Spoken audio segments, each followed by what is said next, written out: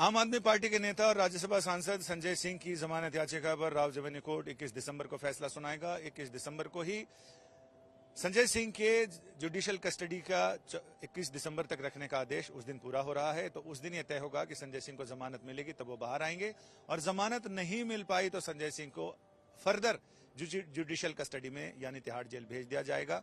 फिलहाल जब उन मामले की सुनवाई हुई, संजय सिंह को पेश किया गया और संजय सिंह के वकील मोहित माथुर ने अदालत से कहा कि अब तक ईडी ये प्रूफ नहीं कर पाई है कि पैसा किसने दिया, कब दिया, कैसे दिया।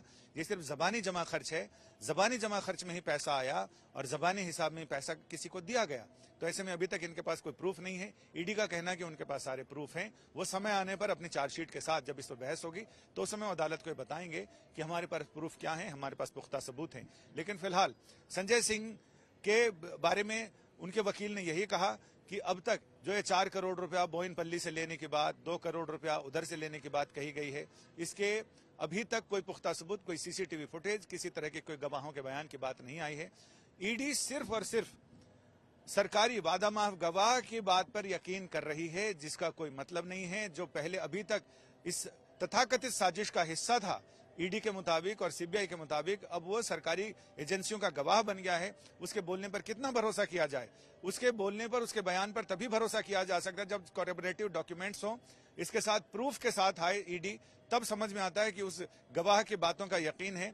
लेकिन जब तक सिर्फ जबानी जमा खर्च चलता रहेगा तब तक ये कैसे प्रूफ कर सकते हैं? इतनी जगह छापे मारे गए, इतनी सारी चीज इलेक्ट्रॉनिक एविडेंस की बात कही जा रही है, लेकिन अब तक एक भी पुख्ता सबूत ईडीआई लेकर कोर्ट के सामने नहीं आई है। लिहाजा वो जमानत पाने के हकदार हैं और इस मामले में कई लोगों को जमानत मिल गई है, लिहाजा उनको भी जमानत मिलनी चाहिए। लेकिन अब 21 दिसंबर को ये साफ हो पाएगा कि संजय सिंह को जमानत मिलेगी या फिर संजय सिंह वापस अगले 14 दिन के लिए जुडिशियल कस्टडी में यानी सलाखों के पीछे भेजे जाएंगे।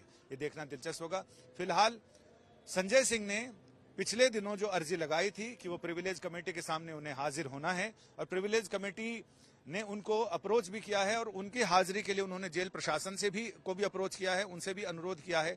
लिहाजा कोर्ट इस मामले में आदेश दे कि वो प्रिविलेज कमेटी के सामने जा सकें, अपनी बात रख सकें।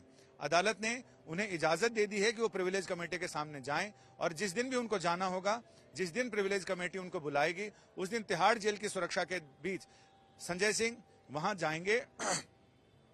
इस दौरान पुलिस सुरक्षा के बीच रहेंगे, उनके साथ जाएंगे और वहां पर अपने बयान दर्ज करा के वापस तिहाड़ लौट आएंगे। इसके साथ ही कोर्ट ने यह भी शर्त लगाई है, ना वो इस बीच मीडिया से बात करेंगे, ना किसी कार्यकर्ता से बात करेंगे, ना मोबाइल फोन का यूज करेंगे, ना किसी प्रेस कॉन्फ्रेंस को संबोधित करेंगे। यानी प्रत्यक्ष या परोक्ष रूप से वो किसी भी सूरत में बाहरी लोगों से संपर्क नहीं करेंगे। उनको जो टास्क दिया गया उस टास्क को पूरा करेंगे। संजय सिंह ने अपनी जमानत अर्जी के साथ यह भी कहा था कि उन्हें 5 अक्टूबर को पेश होना था प्रिविलेज कमेटी के सामने, और उसके एक दिन पहले 4 अक्टूबर को ही उन्हें ईडी ने गिरफ्तार कर लिया था। लिहाजा उनका यह कहना था कि वो ईडी के सामने, वो प्रिविलेज कमेटी संसद की जो विशेषाधिकार समिति है उसके सामने वो हाजिर होकर अपनी बात कहना चाहते थे, लेकिन उन्हें एक दिन पहले उनकी गिरफ्तारी हो गई, लिहाजा वो वहां नहीं जा सके। और अब बार बार प्रिविलेज कमेटी की तरफ से उन्हें पेश होने के लिए समन भेजे जा रहे हैं, यानी उनको नोटिस दिया जा रहा है, जिसका जिक्र उन्होंने तिहाड़ प्रशासन से किया है। तिहाड़ प्रशासन को भी संसदीय समिति ने अप्रोच किया है और यह कहा है कि संजय सिंह को यहां आने की इजाजत दी जाए। अब अदालत ने इजाजत दे दी है तो संजय सिंह वहां तो जाकर अपनी बात कह सकेंगे, लेकिन फिलहाल 21 दिसंबर को ही यह पता चल पाएगा कि संजय सिंह को जमानत मिलेगी या नहीं। कैमरामैन अंकित जैन के साथ संजय शर्मा, दिल्ली।